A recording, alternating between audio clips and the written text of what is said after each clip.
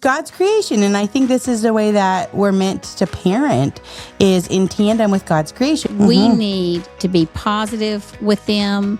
We need to sort of speak God's calling over their life. That's and remember, God has a calling over each one of their lives. And let them enjoy themselves in the outdoors and just living. Where you feel like this is not really working. But over the long haul of the course of the childhood, then you look back and you can see God's hand in it all the way through.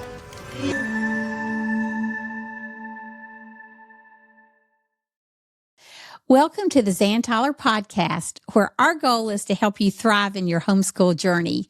This is an exciting day for us at the podcast as we celebrate our 200th episode.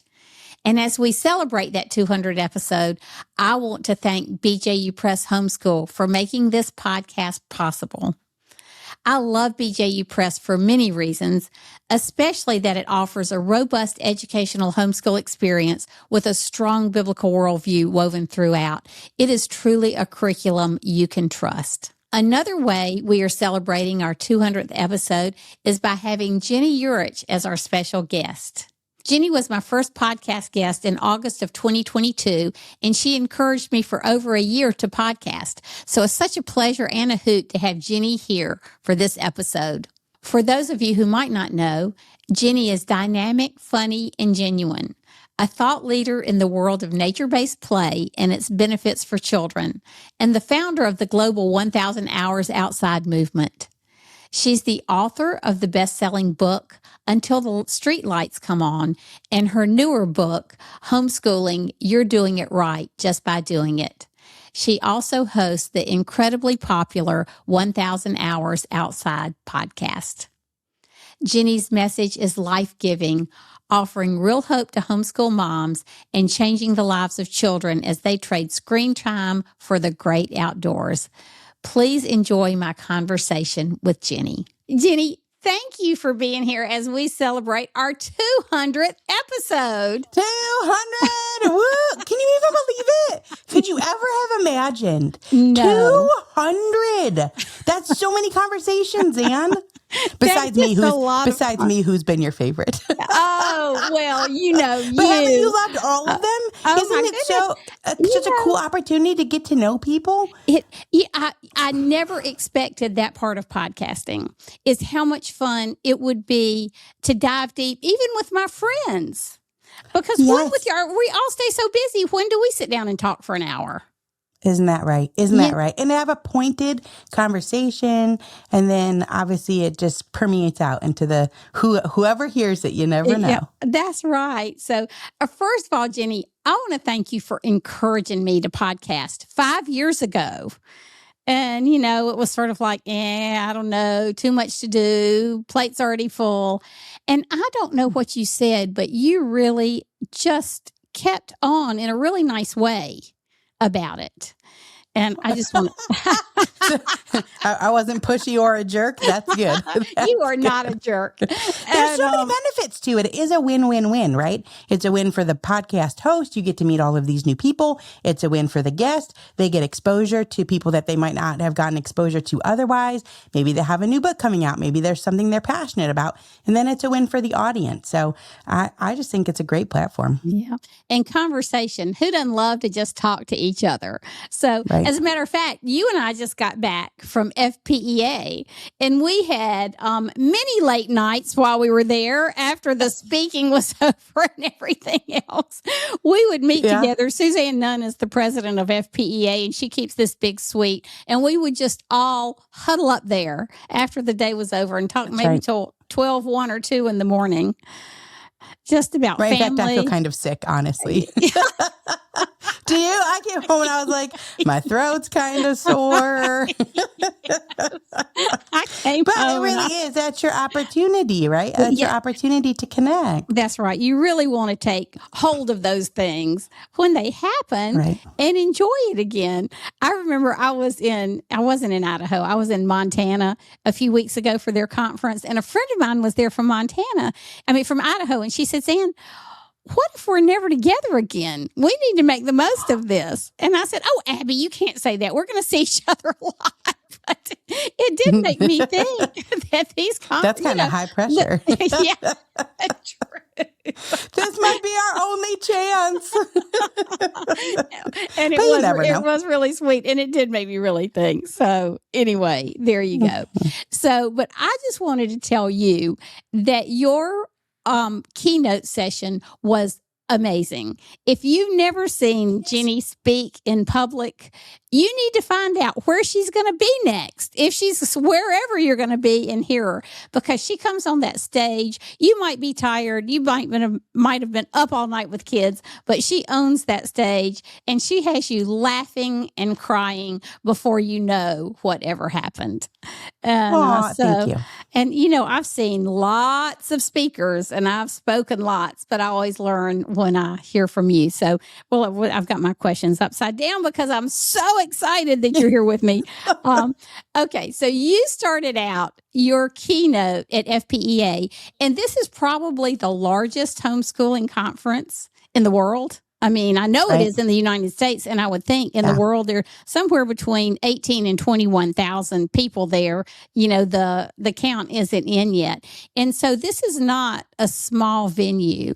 And you started out by telling the crowd that I was a horrid mother. And, I think... True. I think everybody just sort of... Okay, Ginny's not perfect. I don't have to be perfect. I can remember on one of the days I was having as a mom, and I was out, and I saw this mug, and it said, "Not the worst mother." And I went in my kitchen to find it a little bit ago, and my mug has disappeared, meaning somebody who was over here really felt that same way and took my mug home.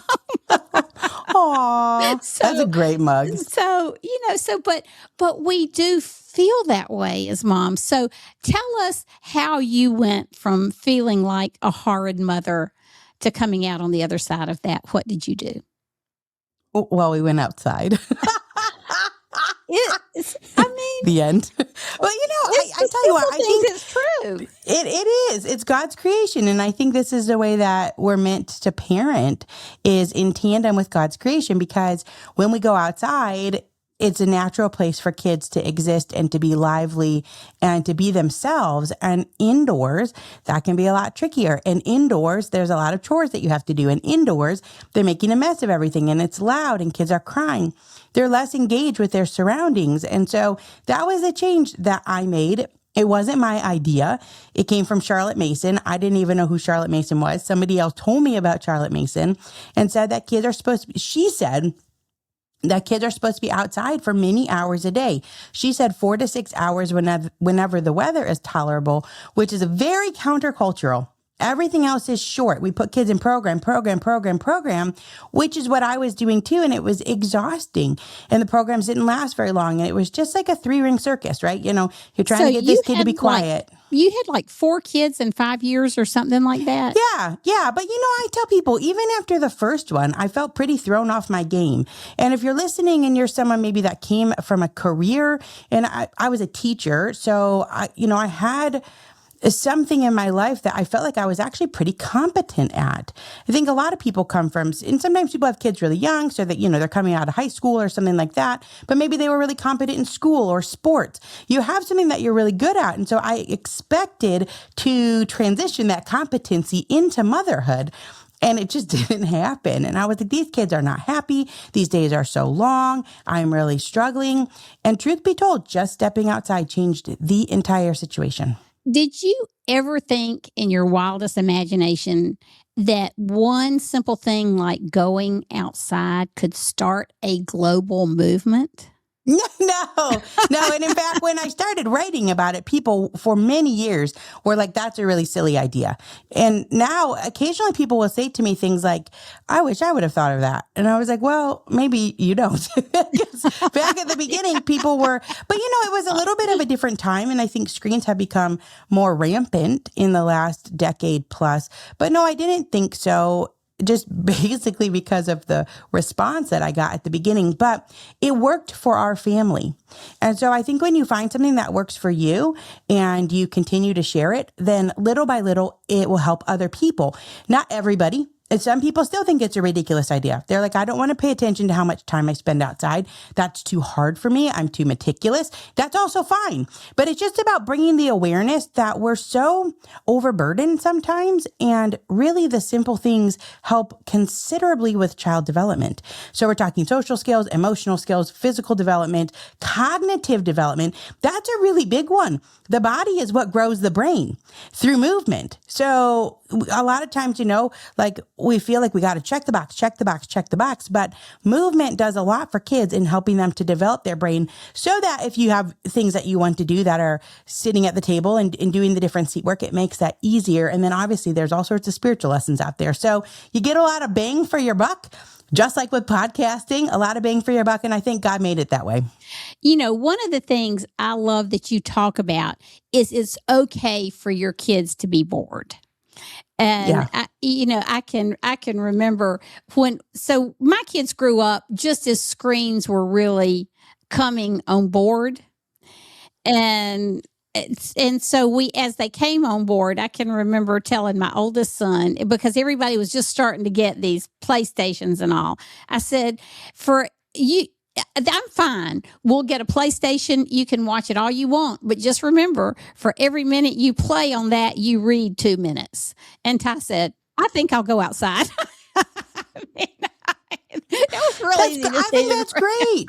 And it's about bringing balance, right? Zan, it's like we cannot have the whole of childhood be taken up by screens because it puts kids at a disadvantage. Yeah, that is really true. And one of the things that would happen when kids would come over to our house, because always in this neighborhood we lived in, there were lots of kids, and a lot of times they were always playing outside, and they were usually at our house. And so they would say, every once in a while, they'd look at Ty or look at me and say, I'm bored.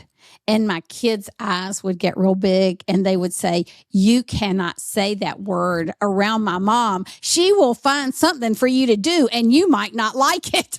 That's right. Anybody want to match some socks, fold some laundry? Yep. Do the dishes. There's a lot. It's just amazing to me what we've lost with screens. And you've just been such a huge part of getting that back. Okay, let's talk about this. This is a good topic. I taught a new session at FPEA this year, and it was pretty packed. And I think new sessions often are packed, right? People are like, I heard your spiel last year. I don't want to sit in it again. So I had a new one, and it was pretty well attended. And so that went to show me that people are really interested in this topic.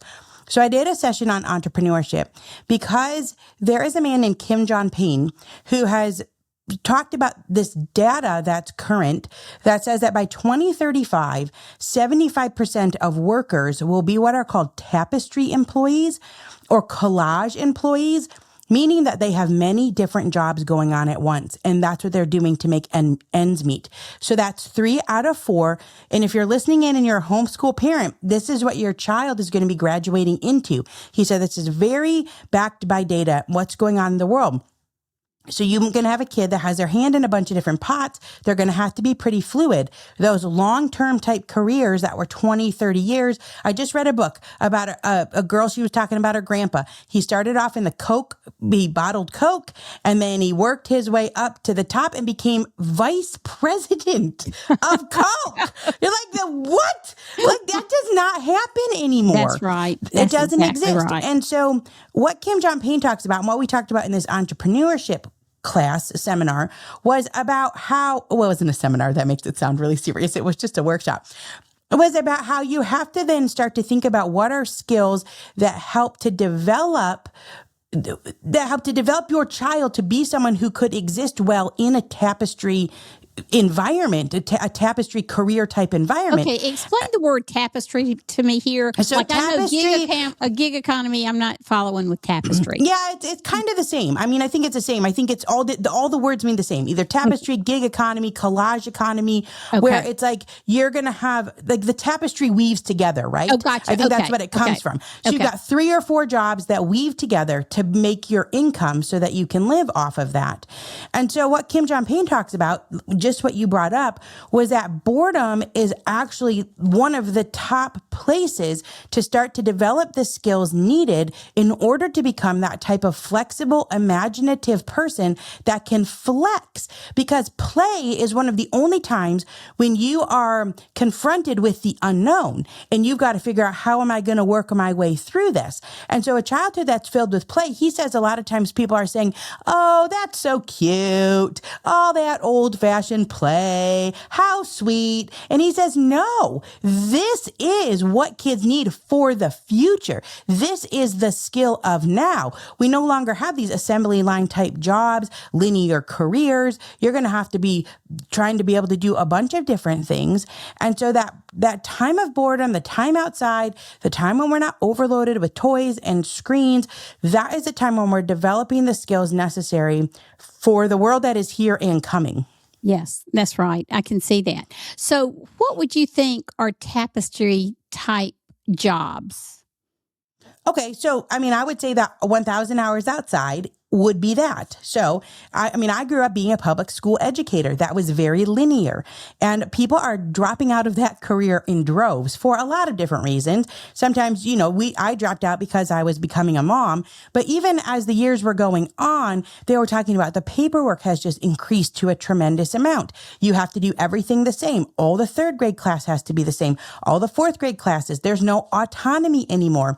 So there's a lot of those type of things going on. There's a lot of screens still in the school. I just talked to someone the other day who said the school said, well, we've banned smartphones, but kids are still allowed to use iPads and Chromebooks or some sort of a computer. Oh, interesting. Yeah. And you're like, well, wait a minute.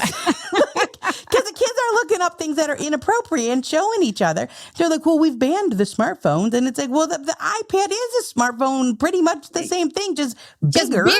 Yeah. Right. So I think the teachers are up against a lot. So in our job, this one, it's like a three-legged stool of entrepreneurship. I have a podcast, like a media part. We have products that we do. I speak. We have an app. You have all these different things. So someone may be, teaching guitar lessons on the side and a chef at a restaurant. And, maybe they're selling sourdough loaves of bread out at their roadside stand. There's all sorts of things.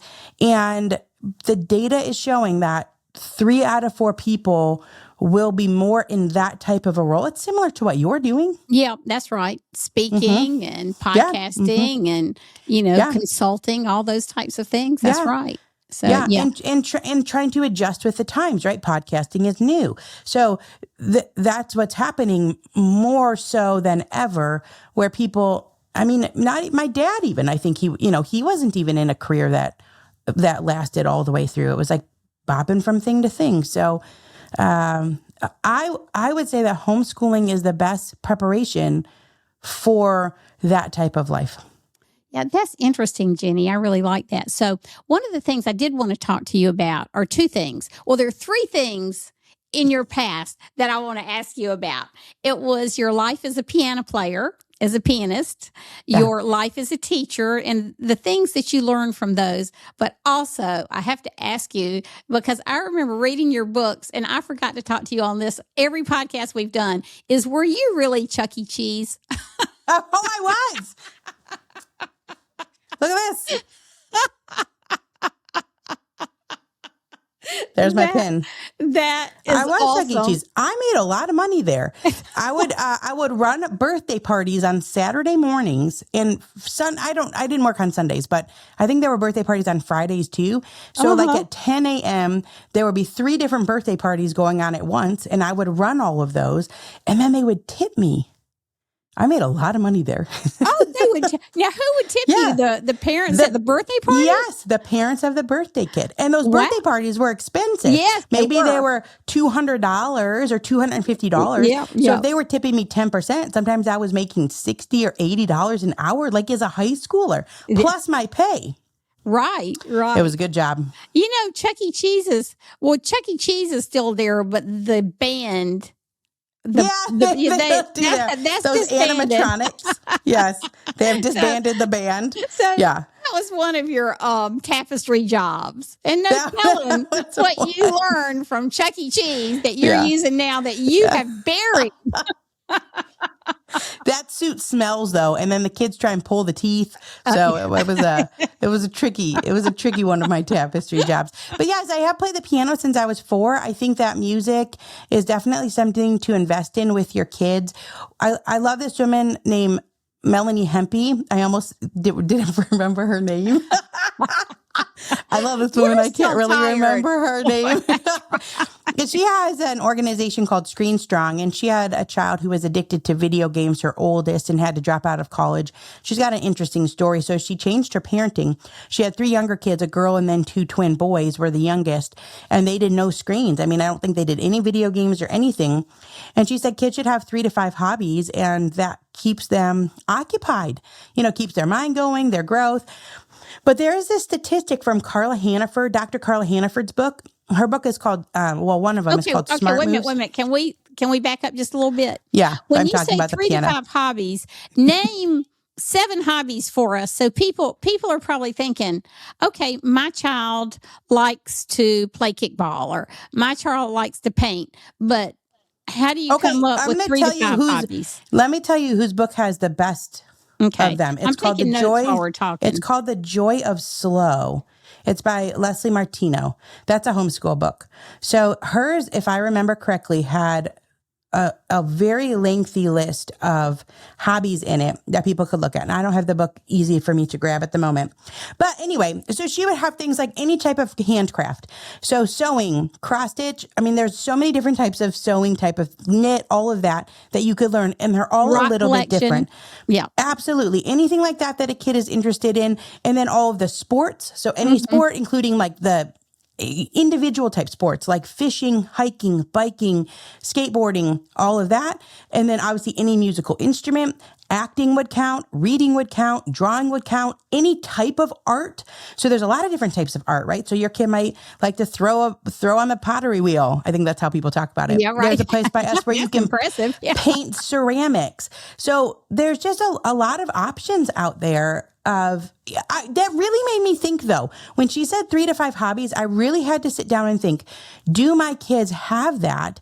And so we actually started to be a little bit more serious about their piano playing, because that kind of rounded it out. And my kids complain about it every single week. They're like, I do not want to play piano. I don't want to go to a lesson. And Joel Salatin, who is also at FPEA, he's this famous farmer.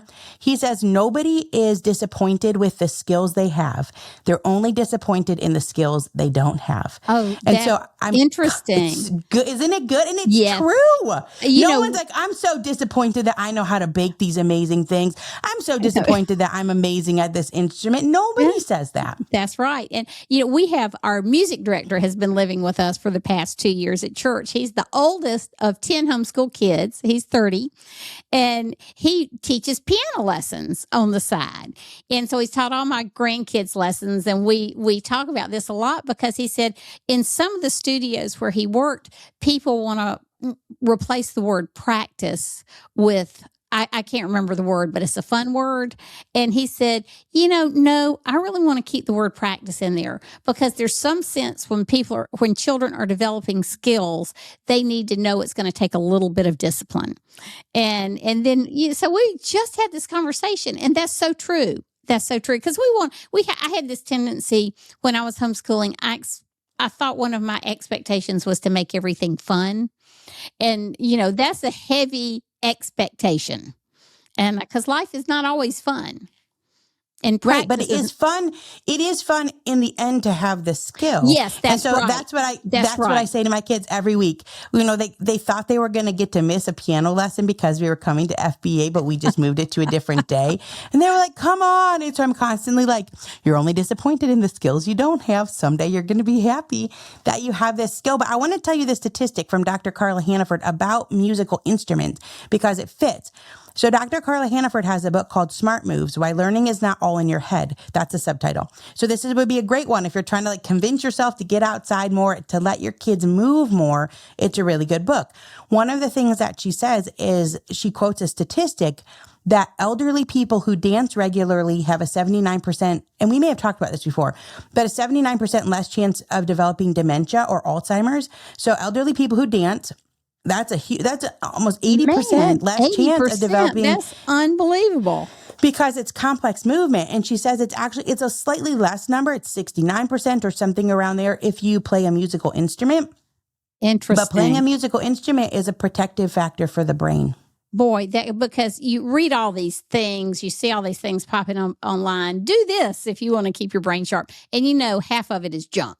And so it's good to have a book to go to like that. Tell me the name of the book one more time. Okay, and she's a phenomenal researcher. Her name is Dr. Carla Hannaford. Okay. And she wrote a book called Smart Moves. She's written several books. She also wrote a book called The Dominance Factor, where she dives deep into what your dominances are in your body. Are you right or left-handed? Are you right or left-brained? Are you right or left eye dominant? Are you right or left ear dominant? And right or left foot dominant? There's 32 different learning profiles that you could have with the mix of all of those dominances. And that really helps you to understand your children. And when they get stressed, why some things kind of work and some things don't work. It's fascinating. But a cool thing about Dr. Carla Hannaford, she is in her 80s, I'm pretty sure. And she didn't learn to read until she was 10 years old. And she talks about how when she was a kid, it didn't matter. And I just always think, gosh, Zan, can you imagine today a child who didn't learn to read until they were 10 in the 4th grade? They would be ostracized. And she became a PhD and has these phenomenal books. And, I think back on this a lot because the reason we got into homeschooling is because Ty was not reading in kindergarten. Well, that should have been zero big deal. But here we go. We want to hold him back, and the school district says yes, and then they say no. This is all just to hold the child back for 1 year because he's not reading yet, and he's a bright kid. Then we go, the whole rigmarole ends up with the state superintendent threatening me for jail for homeschooling when all I want to do is hold my child back a year. Give him a year to grow up. Give him a year to progress. And I think, is our school system so set in stone that we cannot flow or flex with any kid's needs? That's what I love about homeschooling. Deb Bell, who has her PhD in education, had a child who learned to read at 10. And she talked about finally how she just had to let it go. This child's brilliant now. And, we just do everybody a disservice when we try to put everybody in that box. That's right. I love that. That's right. The teacher, the parent, everyone is struggling along with the child who sometimes will take that with them for the remainder of their days. Lives. Yeah. I read a statistic that said that by age 4, a lot of times kids have a really good sense of what they feel about themselves in terms of how well they can learn or not. Interesting. At 4. That, that's a little scary. That's a good word for us as parents, though, that we need to be positive with them. We need to sort of speak God's calling over their life. That's and remember, God has a calling over each one of their lives, and let them enjoy themselves in the outdoors and just living.